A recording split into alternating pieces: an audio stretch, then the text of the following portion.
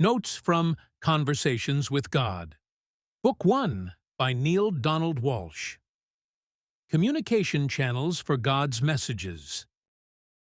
In His communication with us, God communicates with words the least because they are most often misunderstood. Feelings, thoughts, and experiences are the forms God expresses in the first place. You think most sublimely when you think joyfully. Words that cannot be misunderstood are those that speak the truth, and the noblest feeling is love. To be connected with God, it is not necessary to read the Bible, go to church, or listen to preachers. Listen to yourself. Delve into your experience. How you use your life is none of God's concern. He gave you the freedom to manage your life in your own way. Whether you want to admit it or not, all your actions are driven at a basic level by one of the two deepest emotions, fear or love. What should you do to find the answer to who am I? No matter how hard you try to figure out your purpose in this life, you came here to find out who you are. In fact, you already know who you really are, you just need to remember it. Consequently, you should act by what you remember about yourself instead of trying to learn about yourself.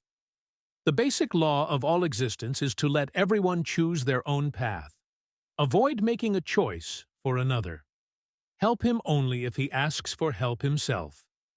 You have the right to get involved only if necessary, but at the same time, carefully weigh whether your actions are correct. Maybe it seems fitting to you, but from someone else's point of view, it is not so. What defines who you are? God, in His great desire to know Himself, created everything you can and cannot see, including all our souls, from energy in a big bang. Through your actions in your life, God realizes Himself. We are all created from the same matter. Essentially, we are all one, not only with each other, but also with God. For you to express your love, you live in this world where there is war, where we still struggle with disease and hunger, and where your love is needed. When you are at the most significant turning point in your life, and it is the hardest for you, it can turn out well in the end. That experience will define you, and you will become who you want to be. You wouldn't even be able to become who you want to be if you didn't realize who you don't want to be. Law of Attraction. By your choice, you make your life and the world around you exactly as it is. Nothing happens by chance. What you fear, you attract. On the other hand, everything you think you can have, do, and be, you can achieve. And that's what God promises you. Only you believe it's impossible, and thus you limit yourself. What you don't want to experience, don't even imagine. Imagine only what you want it to be, and align your thoughts, words, and actions with it. Whenever you catch yourself thinking, think about what you want to have, do, and be. Then, refine that thought until it is clear to you. Once you adopt that, don't think about other outcomes. You'll get what you want by letting go, not by fighting. By resisting, you only make what you resist even more real. All fears, doubts, and pessimism, all negativity, get rid of them. If you want to achieve change, change your thoughts, words, and actions, and be truly grateful as if it had already happened. Prayer does not help here, only faith. Start saying what you imagine as if it has already come true. Put yourself in the first person. Start with, I achieved, or with, thank you for achieving. In your affirmation, in your gratitude for your achievement, include the benefit for other people. In everything you intend to achieve, include others, because we are all one. If you are not ready to share good with others, do not expect good for yourself. Knowledge management and experience in spiritual awakening. Trust your knowledge more than the knowledge of others. If you don't listen to your soul, you will feel frustrated and anxious. Instead of accepting other people's views about what is right and wrong, listen to your intuition about it. This is especially important in a complex case, so stick to your judgment. Knowing everything, that is the purpose of your soul. To learn everything, you have to be on both sides. How would you know this side is better if you haven't experienced what it's like on the other side? By experiencing what you have not yet realized, you realize it. Therefore, choosing the best after knowing everything, that's your way. Ultimately, your soul aspires to be like a god, because it is the most sublime feeling. It is love. If you want an answer when you ask God or the universe, try to recognize the answer in everything that surrounds you. You can get it through an advertisement, a book you read, a series you watch, waves, birdsong. What steps should you take to uncover the purpose of life? Everything that exists, that ever existed, and ever will exist, exists right now, in one timeless moment. What you are at this moment is all you need to be. Accept and show who you are and what you are at this moment. That's your roadmap to a better you. If you want to get to heaven, realize that you've already gotten there. The purpose of your life is, therefore, to realize who you are through the creation of who you are. Through life, you should create. The purpose is not in discovery. Create joyfully and don't expect anything. Give up the need to achieve results. You are still in action, though, in the action of creation.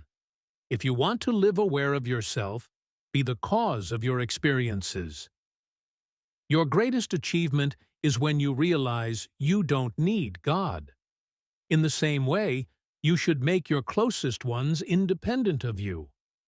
At one point, turn your love to others in the direction of making others understand that they don't have to stick to you to survive.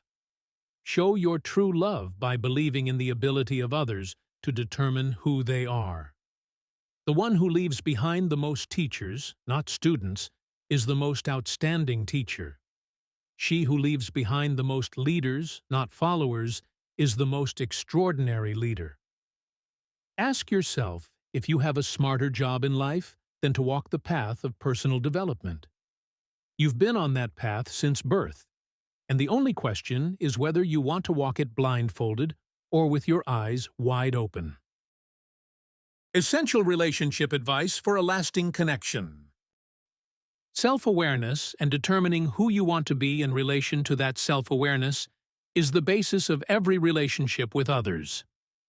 Aspire to share your completeness with others, not to possess someone who needs to complete you. Your reaction to another's actions is what elevates you, not their actions. To be able to consider another as valuable, you must first apply it to yourself. Put yourself first, because by respecting yourself, you respect others. It can be interpreted that way because we are all one. Don't focus on anything about the other person in your relationship. You can give the most love when you are focused on yourself and not others.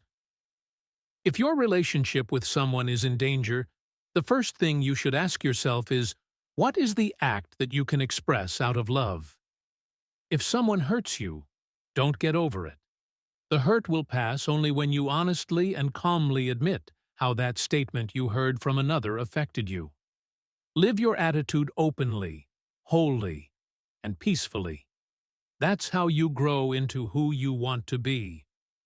You are not obliged to act according to the expectations of the other in the relationship, nor in life in general. Most relationships go in the wrong direction when you lose your individuality in the wrong desire to obey the other. The higher goal is what you and the person you're dating should agree on before starting a long-term life together. This higher goal is an opportunity for both of you to grow individually. Out of fear, others are often reluctant to open up to us, to show their true selves. But if you take that step first and let them know you see their true selves, they'll be inclined to reveal themselves too. Always remember who you are because, in that way, you will encourage others to see who they are, guided by your example. How to change core beliefs. What prevents you from having more money in life is not feeling less valuable. The misunderstanding between your desires and your core belief that big money is associated with evil is what keeps more money from coming into your life. You must force your mind to think in new patterns to change your core beliefs. Do something before you start thinking about it, then say what you have done in words. Ultimately, you will form a new way of thinking from it. You can't have what you want, but you can try everything you have. When you say, I want, you only get a will. Try, I own, or I do, or I achieve. Assertions only work when they are statements about something because you already know it to be true. In addition to the fact that you are convinced that something has already been achieved, be honestly grateful for it. Honestly grateful means that you believe that the achievement is already there and that you are not falsely grateful with the aim of getting something. So if you want to manifest something, decide on it. Don't just wish for it. State of being and health. You don't do anything because you have to. You act from the state of beingness, meaning, when consciousness is high, you don't strive to do something to be happy. You are happy, and that's why you do that. You don't try to act a certain way to be compassionate. You are compassionate, and therefore act accordingly. If you do what you do with understanding, you can love everyone. Self-centeredness and levity can lead you to physical illness.